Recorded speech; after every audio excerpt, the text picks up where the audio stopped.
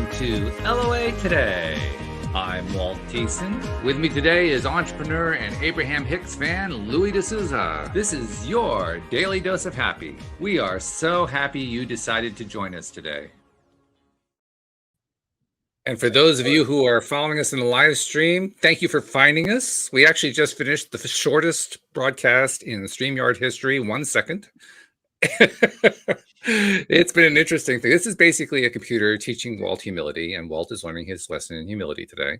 But that's all right. We made it. We're live, and we have a guest today, Selena Dorsey, joining us here on the podcast. How you doing, Selena? Woo, I'm great. It's always great to chat with you and your co-host.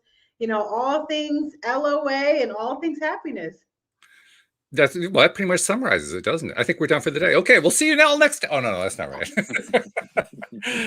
And Louis, unfortunately, Anne Marie can't join us today, but you're looking, in your own terms, fit, fat, and flourishing. How you doing? Yeah, great. Thanks. Well, hi, listeners. That pretty much summarizes it right there. Anyway, we're starting off the week, kind of continuing a theme that we've been doing for the last few weeks, talking about wealth and abundance. And more specifically, talking about how action, especially inspired action, ties in to wealth and abundance.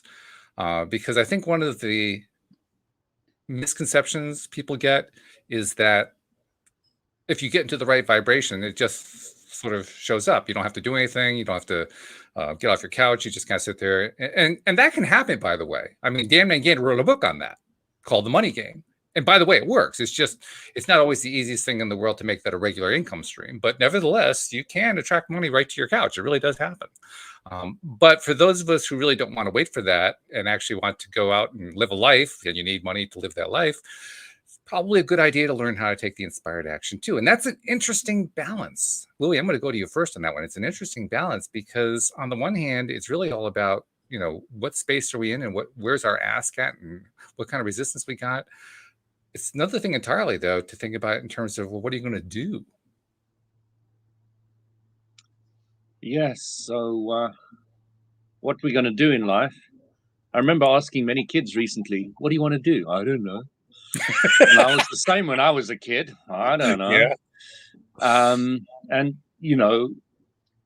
as you journey along, things become clearer because as you know what you don't want, you get a better idea what you do want. And so the whole thing just gets cleaned up and cleaned up and cleaned up. And eventually you start finding what your passion is.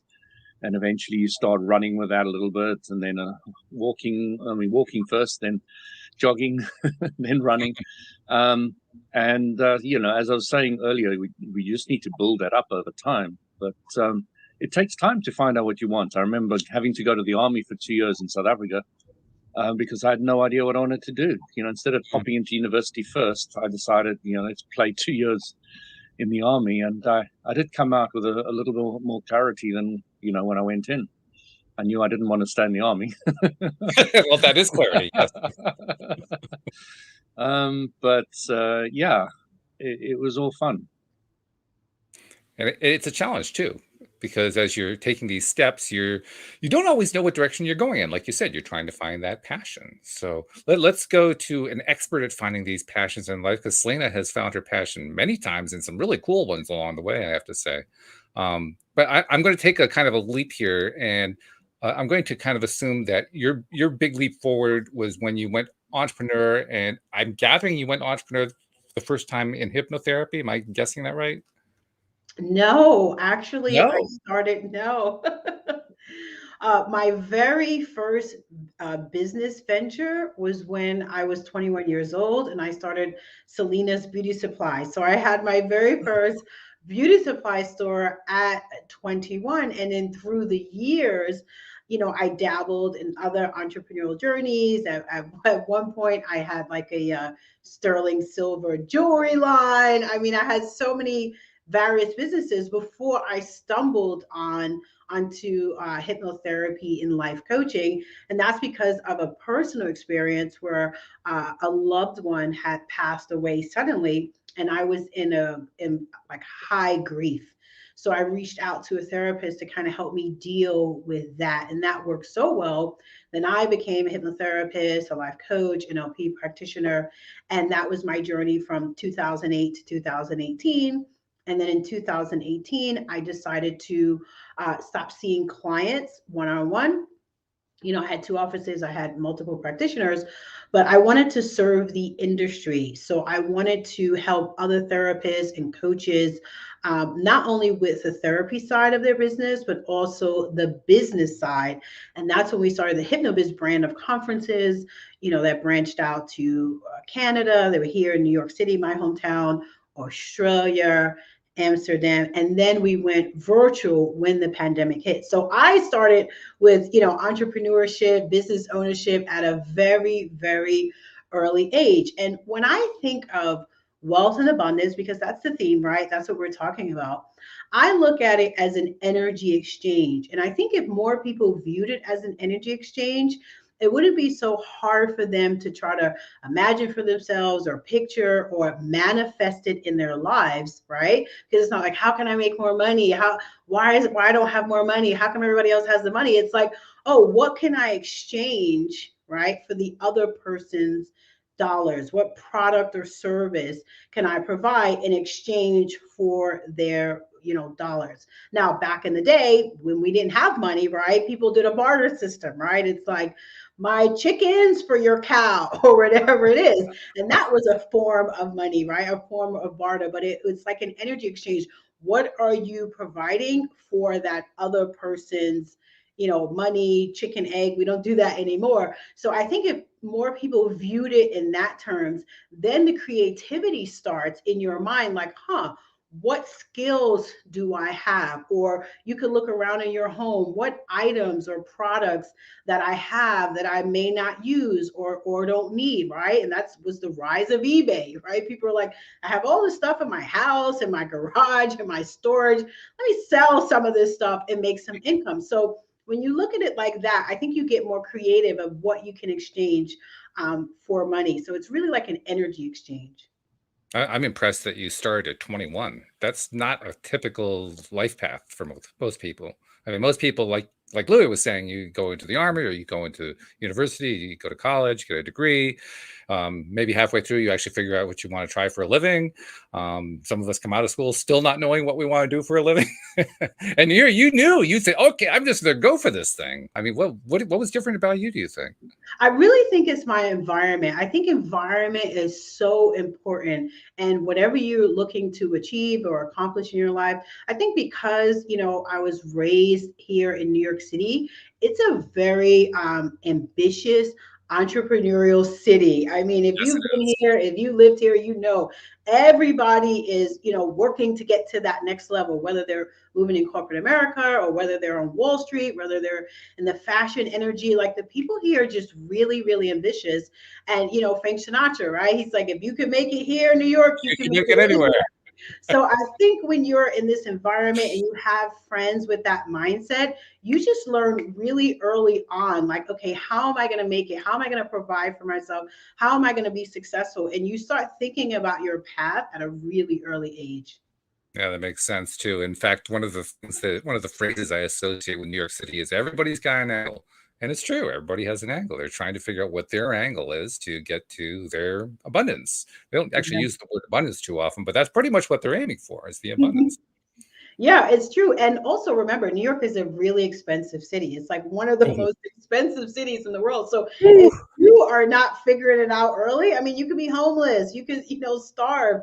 And there are so many people just as smart and as ambitious as you. So you kind of have to figure it out, like even for just basic survival. So I think the mindset is just really, really different, like unique to like New York, where you're like, I have to make it. I have to do something with my life, Yeah, here in the U.S., I'm trying to think what might be more expensive. Maybe San Francisco, San Francisco, the state, right? Silicon Valley, like, you see all the tech startups coming out of San Francisco, right? These billion-dollar startups. So I would definitely say San Francisco for sure. It's like, I think on par, if not even more. What about London? Than New York. Well, yeah, that's outside the U.S. Absolutely, London's an example. I remember when I arrived in London, and I was living in on the floor in the lounge with 7 other South Africans in the house, and freezing cold, and they kept opening the window because they wanted to smoke in the lounge, and I didn't smoke. It was just like the worst thing ever. And I came over, I landed in South Africa, in London from South Africa, with a credit card that I could max out to minus 1,000.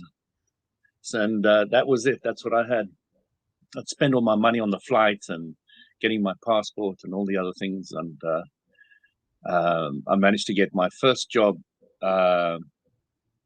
with British Standards, BSI, in Milton Keynes. And they were paying me £19 an hour, and that's not bad.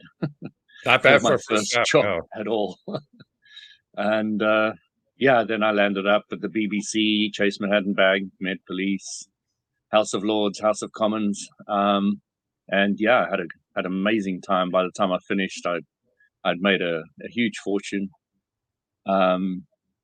But it was quite a journey, It was quite an enjoyable journey. But I wanted to bring up something else that's really current, because I was in the sauna the other day, as I usually am. And you have to understand, Selena, Louis, like half of his story started. I was in the sauna. I mean, literally.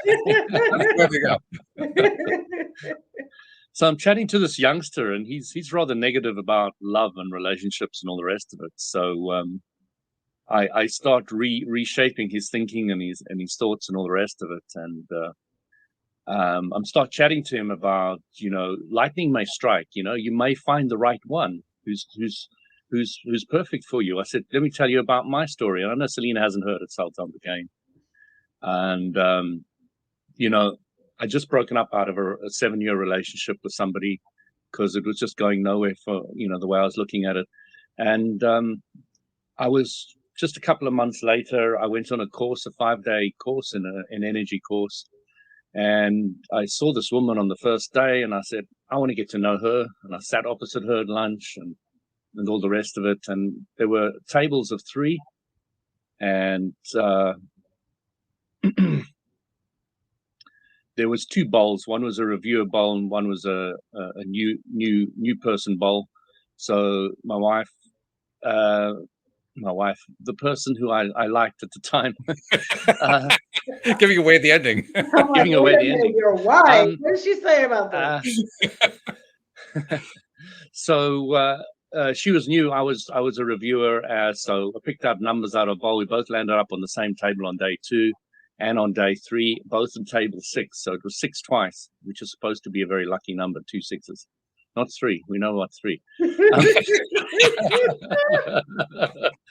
So, people pushed us when we were eating out together to sit next to each other. Everybody could see the writing on the wall. And by the end of the 5 days, I said, hey, let me take you to the station. I'll drive you there. And then I said, hey, it's late. Why don't you stay over? And she never left my house from that day. 2 days later, we knew we were going to get married and have kids. 1 year later, we got engaged at Victoria Falls. 1 year later, we got married at dawn at Victoria Falls. And, the whole, now been married for 15 years, 2 kids. And and as I was saying this, there was another girl looking there, and she was smiling, and her smile was getting bigger and bigger. And he brought her in. He said, well, what do you think about this? He said, she said to him, how old are you? So he said, 21. He said, what do you do? So what he does, he's an entrepreneur, and this is what we're talking about. He's 21 years old. He's already doing Bitcoin trading as one of his main sources of incomes. And he also has a trainer cleaning business. So he gets people's dirty trainers, he cleans them and sends them back to them. For somebody 21 years old, that is like so entrepreneurial. And I just loved it. He's in a very expensive health club where I am, and he's there paying for himself and all the rest of it in the expensive section. So he's obviously doing very, very well for himself at the age of 21. And, what did I end the conversation on? It was quite fascinating. Well, you mentioned the girl. Where does the girl come into it? Oh, the girl came into it because she was really enjoying my story. And I said to him, lightning may strike. You may find that right person. Keep yourself open. Lightning may strike. And, this girl her eyes were getting bigger and bigger, and she was enjoying the story completely. And you know, I was saying to him, how are you going to make people happy? I'm going to make money, and then I'm going to help. I said, how can you make me happy now? Why wait? How can you make me happy now? He thought about that. And I was getting really, really hot. I was probably about 3 hours in the sauna, and I was at the end of it. So I was sitting on the floor chatting to this guy. And as I walked out the door, I said, think about this. I said, the greatest gift you can give anybody is your own happiness. Mm-hmm. And I walked out the door, and I forgot about him, as I do with all the millions of people I chat to in the sauna. So I went back in the sauna later once I'd cooled down, and I was just lying there. This guy comes in with his towel and all the rest of it, kind of wakes me up from lying on the sauna, and he says, shakes my hand, thank you for that great chat. I really, really appreciated it. I was like, what? And you could see the earnestness and the honesty inside him. He's really feeling like this is amazing. And you never know how you're going to affect people, but it's really nice to watch. I love this club because you get a lot of very entrepreneurial people there. Very entrepreneurial. Wow, I love that story. That's so profound, and it's so true. The greatest gift you can give anybody is your own happiness. Like, you have to protect your happiness as if it's like a bouncer in a club. Like, really, these exclusive clubs, the bouncers are there. They're not just let anybody in, right? They're letting people in that they deem should be there. And it's the same with your mind. You have to guard your mind and the people that are planting seeds in it. We don't think that the interactions with people, whether it's our friends or family members, how much that affect us. If you are around Debbie Downers or negative Nellies, as much as you think you have the willpower and you know all about law of attraction, it would still seep into your mind. So if you want to exude happiness, you want to have a fantastic life, your number one job is to get around the people that are in that vibration and also to protect your mind. That's just what I believe. Now, of course, we interact with people all day long, and that's great. It's just that you don't want to stay there and while they can affect you. I love how we start out with the topic of, okay, how do you get started in business? What would you do when you first got started? And it very quickly evolved into, what's your mindset? Mm-hmm. What are you willing to let into your life? What are you not willing to let into your life? How are you willing to think about making people happy versus making yourself happy? I mean, really, these are the questions you have to ask yourself before you can even decide what it is that you want to do in order to have that abundant life. You have to decide, who am I? What do I want? What do I like? What do I feel good about? What don't I feel good about? What are my choices? What are my options? Yeah, so true. And I just want to point out again about how our friends influence us, because I look at my journey and I look at where I am and the success that I've had. I truly believe, again, it's my environment and the company that I keep. So, for example, if you have, a great friend of yours, right? And this happens to me all the time. They'll tell me, oh, Selena, I saw this great movie. I just watched King Richard. You have to watch it. It's fantastic.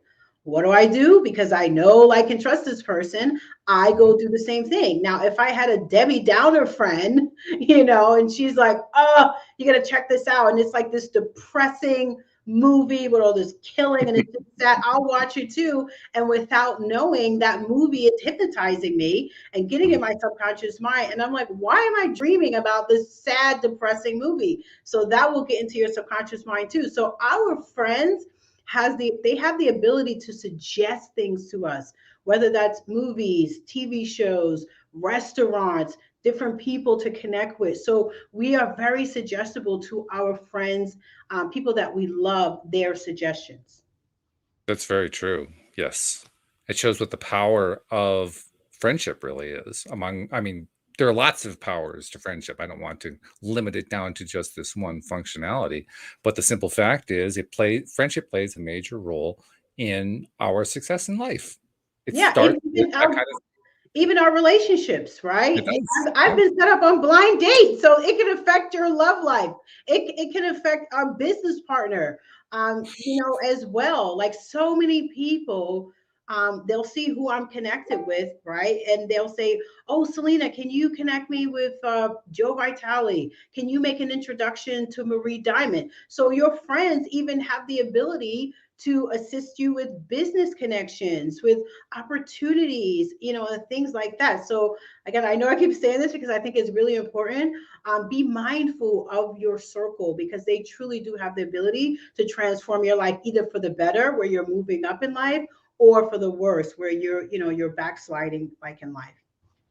You know, guys, I had this tremendous story told to me, and I absolutely loved the idea of it. So this young guy was fascinated by this entrepreneur. He thought he was the bee's knees, and he just wanted to learn from him. He said, please teach me, please teach me. So the guy said, okay, will you do anything I tell you to? So the guy says, yes. He says, okay, go get me $3,000 US. It was an American guy, I think, or was it Australia? I can't remember. It's a second or third hand story that I heard, but it was just so good. So the guy goes out, he maxes out all his credit cards, he gets 3,000 cash, gives it to the guy. He says, great. And the guy pulls out an elastic band out of his pocket, wraps it around the money, and gives it back to him. He says, now I want you to keep this money on you all the time. He says, okay, what for? He says, that's the only thing I want you to do. Come back and see me in a month's time. So he wanders around the shops and he said, what the hell's this money in my pocket for? It's burning a hole, what happens if I lose it, And he's going on and on in his mind about this. And he's thinking, oh, I'd love to buy that. I do have the money for it. It's in my pocket. And he starts realizing that he does have the money for everything that he wants at the moment. He starts getting this mindset of he has the money. So the next thing is he goes back a month later and he tells the guy what he's learned from all this and all the rest of it. He says, okay, now what I want you to do is every time you go out with anybody, you pay for everything. I said, what? I said, yeah, you go out with your buddies, you go out anywhere, you go do anything, you pay for everything. So he goes home and he's thinking about this, and his friend says, hey, come to the pub. So he goes to the pub and he says, oh shit, now I've got to pay for these guys. Not only my friend, but all the other guys. And he starts paying for it all. And then eventually he realizes, I'm not going to pay to listen to this drivel. This is just terrible. So he starts choosing whoever he goes out with very, very carefully.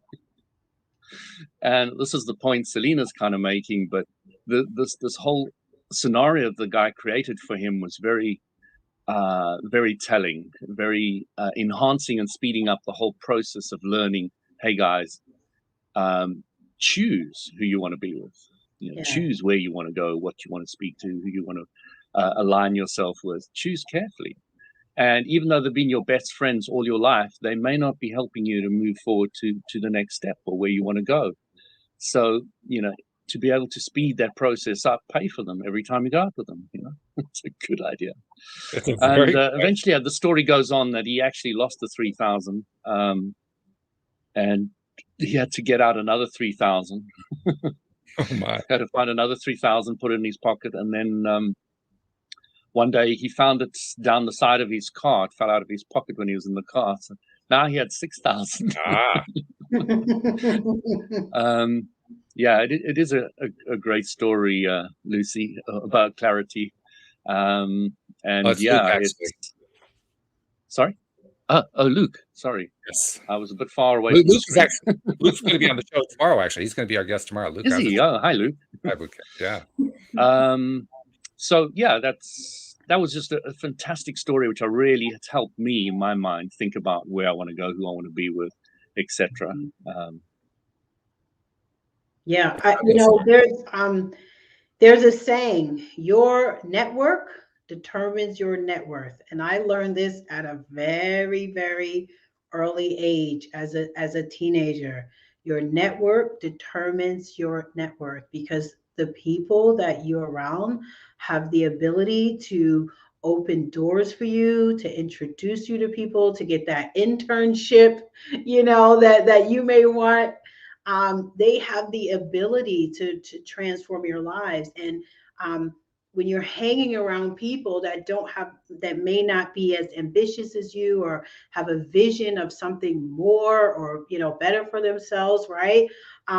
They can only stay where their mindset is. And if your mindset is someplace else, like way beyond, you have to get around those people that are feeding your ambitions, that are feeding your goals and your visions and your dreams, and reaffirming that you can do it, that it's possible, versus other people that may laugh at you and tell you your ideas are stupid. Mm-hmm. And Mm-hmm. then you start to have low self-esteem, and then you start to doubt yourself. And it's like, get around people that believe in you, that will open doors for you, that will propel you to greater heights.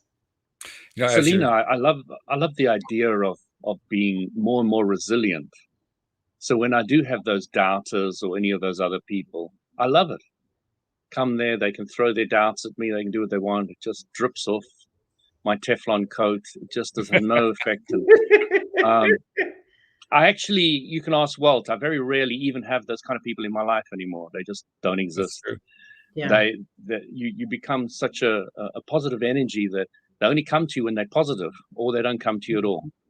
Yeah, or to put it another And way, from their point of view, they don't want to have anything to do with them. The ones that no, aren't they there don't want anymore, anything to do with because, me. no. I love it. But you start becoming a lover of mankind. Even those negative people, they're just trying to be the best they can in the way that they think they can at that moment in time. It's not I wrong. love how you're anticipating my next question. It's wonderful. I mean, you're just setting me up. It's like, the perfect pitch coming over the plate. Sorry, It's well, great. don't want to make you redundant there. No, it makes my job really, really easy. I mean, my next question, and we're halfway through answering it, is, well, what about family? I mean, a lot of people don't really have a whole lot of choice about being, living with family, dealing with family on a regular basis. It's very simple, Walt. Very simple. Of course it is. Sell them on eBay. Amazon. Amazon Prime. You probably get a better price on Amazon, but yeah. I think that we can all point to, an uncle or an aunt or a cousin that are, they're just Debbie Downers. And, they're part of your family, right? It's like, what do you do? At the same time, I think you can do two things. One, you can limit your exposure to them. It's not like you have to call them every day, all day, and hang out with them, right? Sometimes we see these family members at the family functions or holiday dinners, as whatever. The second thing that you can do is that when you're in their presence, I'm a firm believer, just project love onto those people. Just project love onto them. Know that they're on their journey. Hope that they'll find their way. Whether they do or not, it's not your job, right? Because happiness and enlightenment is an inside job. It's up to you, to exude that energy into the world. But I just send them love. I really, really do. Because to me, it's all about what's going on within you, right? Because you have to maintain your high vibrational state, no matter who's in your presence. So I truly believe when you send them love, knowing that it's going to be a time where you guys are going to separate, whether it's the Thanksgiving or Christmas or whatever, but it's a matter of keeping your vibration pure, so that way good things can continue to flow to you. I will even add that you can accomplish this even if it's somebody you live with on a regular basis. And I'll give you the example of my wife Louise and me. In most ways, we have a wonderful relationship. I don't want to make it sound like we don't, but like anybody, we have certain things that rub each other the wrong way. And one of them is that she has a tendency to want to watch television programs that I really don't want to have anything to do with.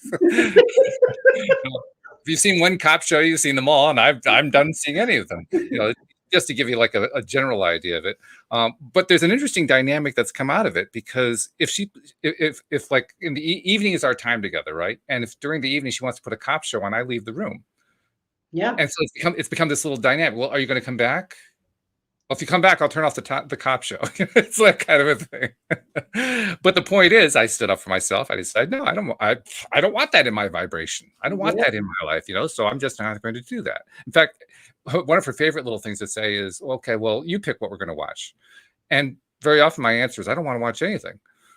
I'd rather read or talk or do something else. I really don't want to have the television on, and that causes a little angst at times, but I stick to my guns, and you know what? It all works out because I love her. She loves me. It's not like, we have to drive a wedge between us because of the television, for goodness sake. So I just stick to what's good for me, and she sticks to what she feels is good for her, and it works out. It isn't actually a problem. And I say that because what we perceive to be problems, we make up in our heads. They actively usually are not part of reality between people. They usually occur just inside. Psychological drama. Yeah, psychological dramas. What's going on between the ears? That's it. And then we start creating it into our lives. And you do it often enough, yeah, you'll create it into your life, but you don't have to. You don't have to buy into all that craziness, and it's pretty easy to make a shift. So that's sort of my sum up of what you guys told us. These wonderful stories. I had to tack that on the end. Otherwise, it doesn't sound like I'm actually saying anything. What were you saying? I love what you were saying there. You were saying that you took your power into your own hands and left the room. Yeah. Okay. Now, Carolyn Mace put it in a beautiful way about handing your power over to your partner. Said it starts with something really simple. You wear this nice tie, and you start to go out the door, and your wife says to you, darling, the red one will be much better. And you're like, oh, you got to go back and put the red one. And I love the way she puts it as like, yeah, that's exactly how it starts, handing your power over to somebody else. People pleasing, yes. Yeah, I love that story, Walt. Limiting your exposure, right, to what you deem undesirable. At the same time, keeping your vibration pure, because you left the room, you're still really happy, right? You're like, I don't have to watch it. I'm going to go in the room and keep myself happy. That's the number one goal, everyone. Keep your vibration clean. Stay in that joyful, positive, optimistic, energy field, and you feel great. It just all works out. It just all works out. I actually wouldn't say it was a happy field. I would say it's a relief field. It's like, oh God, thank God I left the room with all that vibration I don't like. Oh, this feels so much better. That's the feeling. Yeah. And if I do that long enough, then it does turn into joy and happiness. But the main thing is the relief from all that stuff that I don't want to have in my vibration. Oh, that feels so much better. Yeah, Abraham Hicks always talks about that, right? Find a way to get some relief. Like if you feel like you can't jump up the, emotional, scale, the vibrational scale, start with relief, and then you'll start to ascend. Have some relief from it, and that sounds exactly like what you get when you leave the room. The odd thing is when I found that it actually gave me negotiating power. I never expected that. But it does, just because you stick to your guns, you stick to what's important to you. It's funny too, because I see a lot of people online who they're telling their story about this, that, or the other thing that's happening. They're looking for advice and so forth, and they're never sticking to what's important to them. They're very good at sticking to what's not important to them. I've noticed that a lot, but very rarely are they good at sticking to what's important to them. If they did, it would just make life so much easier. So anyway, sorry, go ahead, Louis. Selena, I was just thinking, you made a comment earlier about life in New York. I was just curious if you can elaborate a little bit about your life in New York, because it is, I think, from what you're saying and what everybody else in the world seems to be saying about the city, it is a tough city. Is it really that tough? What kind of upbringing did you have, and what kind of area, and just tell us something about your family, or I don't know, something. Yeah, well, I was, grew up on the Upper East Side, and I wouldn't say. What does Upper East mean? It means nothing to me. So New York is divided by sections of the city, right? So you can have Upper East Side, that usually means from Fifth Avenue all the way down to East End, right? So usually from 55th Street all the way up until maybe 95th Street, and then you're going up into, East Harlem, and then Harlem and things like that. Then you can talk about the West Side. That's usually 6th Avenue, Broadway, all the way, to the West Side Highway. Then you could talk about Soho, right? South of Houston, NoHo, north of Houston, Union Square. So it's just separated by different sections of the city, right? Because New York City is one big island. So the area you're brought up in, what is the kind of demographic or how would you talk about it in general, New York terms? Yeah. Wealthy area, down Yeah. area, in Mhm. middle area? Well, the Upper East Side is a very wealthy area, right? Because you have, Park Avenue, you have Madison Avenue. So you have a lot of old money, really like on the Upper East Side. So you have a lot of money people on the Upper East Side. You have a lot of older people as well. Younger families tend to live on the, Upper West Side, newly married people with young families or whatever.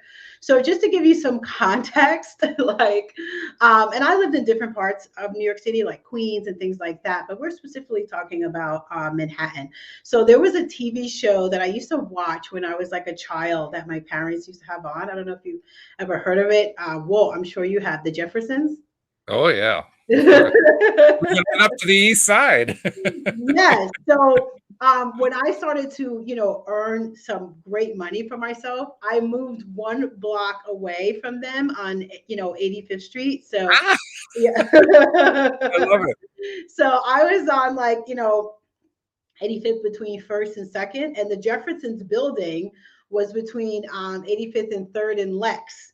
So it's so funny. I walk by, I take pictures all the time, and in my mind, it's like, if I can get on the same block as the Jeffersons, that means I made it. Ah, I love it. I love it. And it's amazing how, you talked about television, right? The cop shows, but there are other shows that can really have a positive effect on you. It all depends on, the show, the context of the show, if it's aspirational. So for us, the Jeffersons was an aspirational show. It was, It's true. a family that moved on up to the East Side. And my circle, a lot of the people, in New York, they were going into Wall Street. And as you all know, everybody goes into Wall Street to make a ton of money, working in finance. A lot of my network, they were like in finance. A lot of my network, they were starting their own businesses. So these were the people that I connected with, that I was in communication with, that I hung out with. So they were all focusing on, making millions of dollars, being successful. So that, gets into your psyche. That's your crew. And it's like, what are your plans? What are you doing? How are you going to get there? Let's review our plans. So when you're in that energy field, that's all you're really thinking about. Wow, really cool. I love that. I had no idea you were inspired by the Jeffersons. That's really great. That's Yeah, fabulous. I know. Like, I never tell that story. I think I'm gonna, you inspire me. Well, I think I'm gonna post a picture of the building, You should, yeah. the Germans, right? And really tell that backstory. But that was huge inspiration for me for, getting my apartment there for sure. I love For me, it was the also. Waltons. Oh, the Waltons, really? Yeah, I love them. I love the whole real home family kind of environment. It Oh, wow. just did Okay. it for me. What was the Kind of what Walton? I've created for myself. The Waltons. What it The, was? the I mean, it's really old. I don't know if you know it. television show from the 1970s. Richard Thomas was the star. Oh, no, I don't know I know it. that. It was set in Virginia, actually near where Louise and I lived for a while. In fact, we've been to the little town that was the inspiration for the television show. And it's basically a family growing up in the Great Depression, very poor. The father has his own little one-man, one-horse sawmill kind of a thing that barely supports the family. But despite the fact that they're desperately poor and always in debt and never able to actually get anywhere, they're just full of love and joy and happiness and so forth. So yeah, it's a different. It's not the Jeffersons, but it's a very different. I love it. I'll see if I can find something, on YouTube. Oh yeah, So I'll check it out. It is really, really great. They've done it brilliantly. It was a masterpiece in my mind. it was actually based on an original autobiography written by the guy who Richard Thomas plays in the series. After he grows up, moves to Hollywood, and basically sells his story to Hollywood. That's the basis for the story. Oh, wow. Cool. Yeah, very interesting.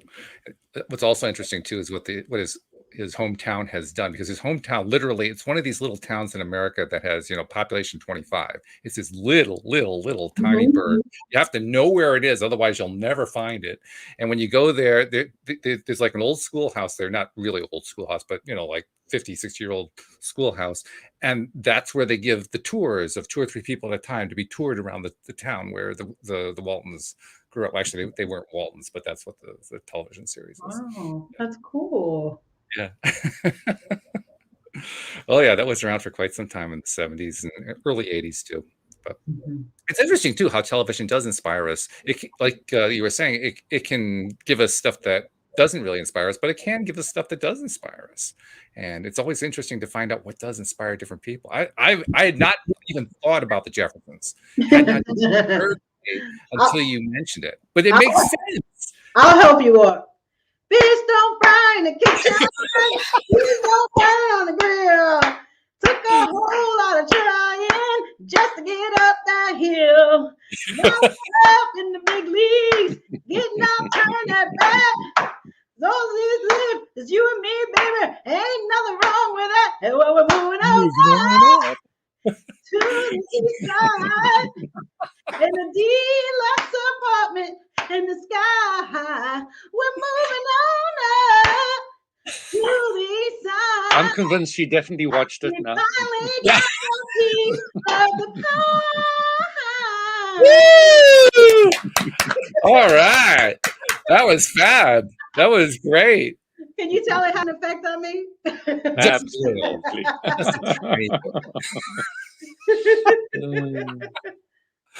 Anyone who grew up in the United States in the 1980s for sure knew that theme song. They'd heard it so many different times. And Walt, that was about a family. He had his business. Yep. He was very successful in New York City. So you can see like the programming, the priming of what people in New York are thinking about and focusing on and what they deem as success and what you strive for. So it even, like for me, it started even younger than, my circle as, when I became a young adult, 18, 19, 20, it started from that. And this is what parents were, just in my community, were instilling in their children to dream big, to become successful, to have your own business. Wow. So it's what just a great way to grow up. Oh my goodness. I mean, that's like ideal programming. Yeah. It really is. So, Selena, when I was growing up, there was no TV. So I used to go into the lounge, turn on the hi-fi in the afternoon, Friday afternoon, and listen to a whole selection of things from Jet Jungle to The Mind of Tracy Dark to Squad Cars, a police thing, and to High Adventure, which was like what was it? Kind of like just like short stories, which were dramatized and done brilliantly, incredibly weird and wonderful stories. And I used to go at about 4 o'clock in the afternoon, put my sleeping bag next to the hi-fi speaker, turn only the one speaker on so the other one was off, nobody else would be disturbed in the house, and listen to all these programs. So it was a very different world. And this was in the mountains in South Africa, away from anybody. Closest neighbors were the monkeys and baboons. So it was, very different. But they, specifically The Mind of Tracy Dark, left a very indelible effect on my life. I can see exactly how it's landed up programming different aspects and things that I've done in my life that it's been a direct effect from that. Wow. So it's very interesting what you program yourself with when you're young. The other thing is Luke says he's nervous and excited to be on the show, and I'm saying a little bit of nervousness is great. It's good for you. It is. I would agree with that 100%, because when you have that little bit of nervousness, you're live. You're on your best game. You're really you're ready for anything that comes along. So yeah, use that nervousness. Stoke it a little bit. Welcome it. He's going to be great tomorrow when he's on. I have no doubt about it. Plus, he's also going to be playing to a very warm audience because he's from the Taya community, and course, I've been through the TIA program, and Bridget, who's my co-host, and Janine, my other co-host, they've been through the TIA program. So it's going to be a very easy audience for him. But nevertheless, kind of that nervousness is a good thing. It keeps you on your game. It's good stuff. So something else too about having that programming. Programming can be not desirable. Lots of people get television or radio programming that doesn't really feed them the way they need to be fed, in a sense. There's unlearning that has to be done. Sometimes there's change of environment that has to be done. And yet it can be done. You, Louis, actually physically chose to change your environment. You literally moved from South Africa to the UK. I'm guessing that was partly you deciding to shift your environment around to get yourself a different set of influences. Am I wrong?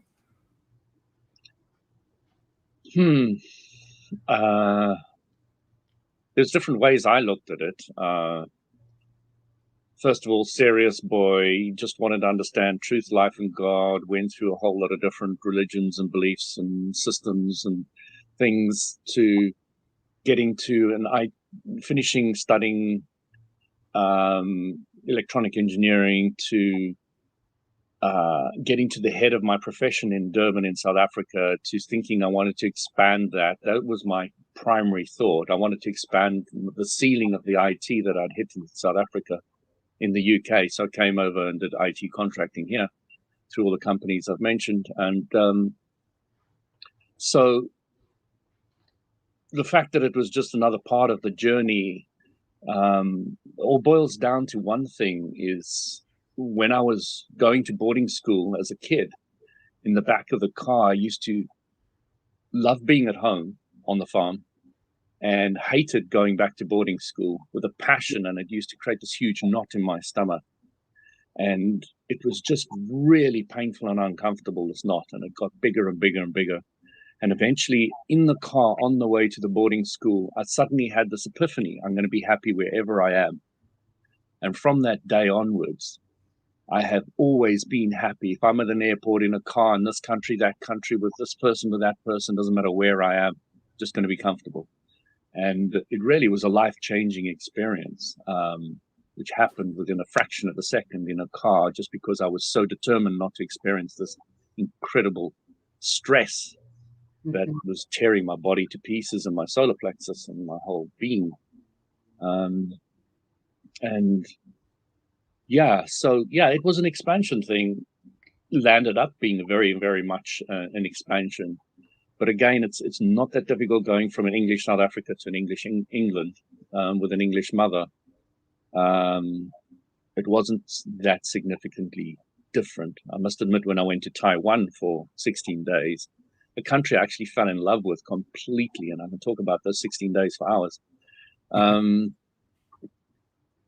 That is a different world.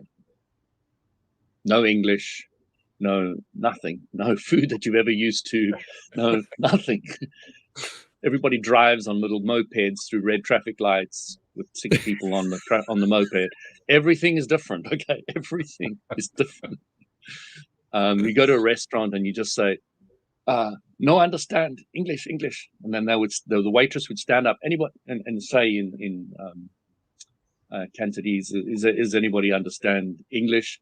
And then one girl popped up from a table, came and sat next to me, and she spent the whole table choosing everything for me and sitting there and just chatting English with me because she wanted to practice her English. And I stood on the side of the road hitchhiking, and I never stood there for a couple of minutes before somebody picked me up because I wanted to practice English. Told some of them I was going to body surf on the waves. And they said, "Well, we've never seen that before. Can we come watch you?" So they stood on the beach while for 2 hours I was body surfing on the waves watching me. It's just weird, you know. I had the most amazing experience in Taiwan. You have no idea. But yeah, it's a whole varied life that I've had in different shapes and forms. And it's just, so I'm really comfortable wherever I am now. And I'm very comfortable now just having a family, just being at home. And it's a really simple thing. Just be the best dad I can, be the happiest husband I can be, and just be simple and down to earth. And it's a very different desire I have now. I mean, the whole financial thing and all the rest of it, I worked at earlier on in my life, but that's not my focus anymore in any shape or form. Selena, one of the things I really love about Louis is he can take my question, completely bend it out of shape, turn it into something entirely different, and come up with an amazing story that comes wonderfully through the end. And I sit back and I say, okay, what am I supposed to do with that? Half the time I don't even know. Yeah, that's beautiful. And you said that you're choosing. You had this insight to be happy, no matter where you are. I remember when I was a teenager and I read Viktor Frankl's book, Man's Search for Meaning. And that book really changed the course of my life. I must have been, I don't know, like 16, 17 years old. And for those that are unfamiliar with the book, Viktor Frankl, he was in the Holocaust. And we all know the horrors. We've read about the horrors of the Holocaust. And he witnessed the most horrific things done to human beings, by the Nazis. And he said, even though they're doing things to my body, my persons, that he refused to let them take control of his mind. And he just believed and envisioned and visualized one day getting out of there and telling the world about it, the horrors of it, so that it wouldn't be repeated, and him just living a better life out of there. And he mentioned that people were dying all around him, obviously. But he said he believes the reason why he survived is because he was steadfast to the belief and the vision that he was going to get out of there, that there was meaning from the suffering, that he was going to share it with the world so that it wouldn't happen again. So, you can, even if it's the craziest things that's going around you, you can still control your mind. They can take whatever they want from you and your body. You can still be strong in your mind and your resolve, and whatever it is you want to think about or fantasize about or believe, right? In any situation, and dream a better situation for yourself as you move towards that, even if it's just a thought in your mind. So for the people out there that are listening to this, that are watching this, whatever you're going through, it could be the most horrible thing that you think could be happening in your life. I know a lot of people have suffered in the past 2 years with the pandemic and things like that. I've had family members whose, friends and stuff have passed on. Just hold that spark in your mind that it can get better, that it can be better for you, and that you can make a difference in someone's life. Your story, your triumph, your resolve to better your life can be the spark that someone else needs as well to better their life. Wow. Oh, fabulous. Absolutely fabulous. I love that. Thank you for that. Of course, I think of questions to ask when there isn't enough time, but I'm going to shoot for it anyway. We got about, I don't know, 7 minutes left. When you're talking about people taking steps to improve themselves financially, which is what we got this conversation started with, one of the things that you hear a lot, and it's something I believe in, and I kind of suspect you guys believe in it too, is to do what you're passionate about, to do what really makes you feel good inside. But a lot of people struggle with it because they aren't really sure what their passion is. So how do you help somebody who doesn't really know what their passion is? How do they find it? Do you want me to go first? I'll go first. Ladies first. There you go. You hear that so much with I'll let you. people, follow your passion, follow your passion. And like you said, sometimes you don't know what your passion is. So it's okay to, have a job or be in a career that you may not love, at this moment. Look at it as a means to get you to your ultimate passion or whatever it is, right? So a lot of people are like, I'm just going to quit my job and do my passion. No, that's what you don't want to do, because you can end up homeless, or you can end up without food, shelter or clothes or running water, right? So you want to keep whatever it is that you have that's taking care of your needs, right? At the same time, formulate a plan. You can ask yourself a series of questions. What do I love doing? What comes to me effortlessly? Now that I know I love this, how can I exchange this for the other person's dollars, right? So say, for example, you love baking cakes. You just love cake. They call you the cake lady in town, right? So you say, oh, I love cakes.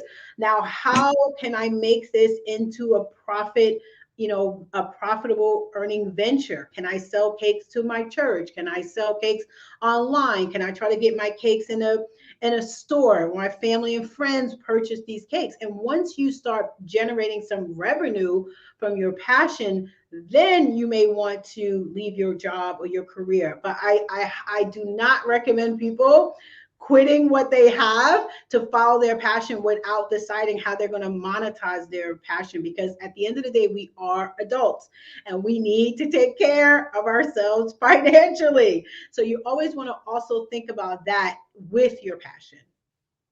Okay. How about you, Louis? What do you think? If you don't know what you want to do, get involved with life. Find out, join things, find out what you like, find out what you don't like, leave things if you don't like them anymore. But get involved with different things, because as you play with contrasts, so you'll get to know what you don't like, you get a better idea what you do like, and so it'll go on and on. And then slowly but surely things become clearer and clearer. It's just a journey, but you need to have a bit of courage just to play with the journey. You just to dip your foot in this adventure and dip your foot in that one. And like Luke is going to go on the show tomorrow, just try things. Come on this show, I'll talk to you. Do try things a little bit out of your comfort zone as well, not massively. We don't want to, being scared out of your wits is not going to help you much, but just pushing yourself a little bit more. And really focusing, this is the thing I'm really working on at the moment with myself, is increasing all your senses. Just, being more and more aware of the fact that you are non-physical mostly and a little bit physical. And just be more and more aware of your inner self, your 5 physical senses, heighten them, get better eyesight, improve your eyesight, improve your hearing, improve your touch, just improve everything, just get there. And then when the opportunity comes, you'll be able to snap it up because you're right in tune, you're right in place, you're ready to take it on board. I love that as well. I love what you both said. I think you both you said them differently, but you basically came into the same point, which is try things. Don't set yourself up in a way that you're going to, basically homeless, but you can still try things without making massive changes in your life. A lot of the things that you can try, you can just try in your mind. You just try by talking to somebody just to see how they respond to it. You don't have to actually quit your job in order to find out whether you like something, but you can try lots of different things. Just try this one, try that one, try that one, try that one. And then one of these days, all of a sudden you find, like me, oh my God, I like doing podcasts. Who would have thought? I mean, seriously, guys, podcasting was like last on my list. I'm not even sure. Well, actually, it wasn't even on the list. It hadn't been invented yet. So it just wasn't even there. But 7 years later, here we are. Yeah, here we are, right? So yeah, the only way you can get there is just by trying things. Try, if you can't try it physically because you don't have the time, try it mentally. Try it just by talking to people. Try it out on somebody. One of the things that I love when I try an idea out on somebody is I get feedback, and that just saying it that way just sounds so bland. It's actually really big, because I'm getting somebody else's perspective. I say, Selena, I've been thinking about doing basket weaving. And as I start to describe basket weaving to you, you throw something back to me that I hadn't thought about. And perhaps the thing you describe is that basket weaving means you actually have to do a lot of weaving. Oh God, I hadn't thought of that.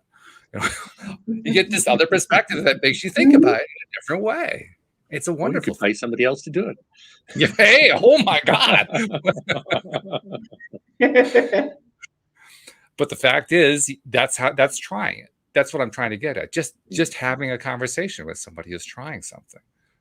Not that there's anything wrong with actively going out and getting the materials and weaving a basket yourself. You could also do that too. But there are lots of ways to try something. So yeah, how about trying something? I know what I tried. I tried getting Selena on the show for a second time, and it worked out great. Wonderful.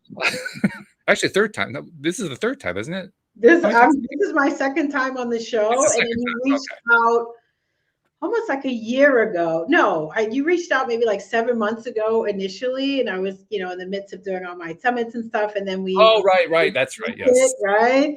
And Yeah. then, Okay. and then you were, a guest speaker. We, doing a lot of fun things together.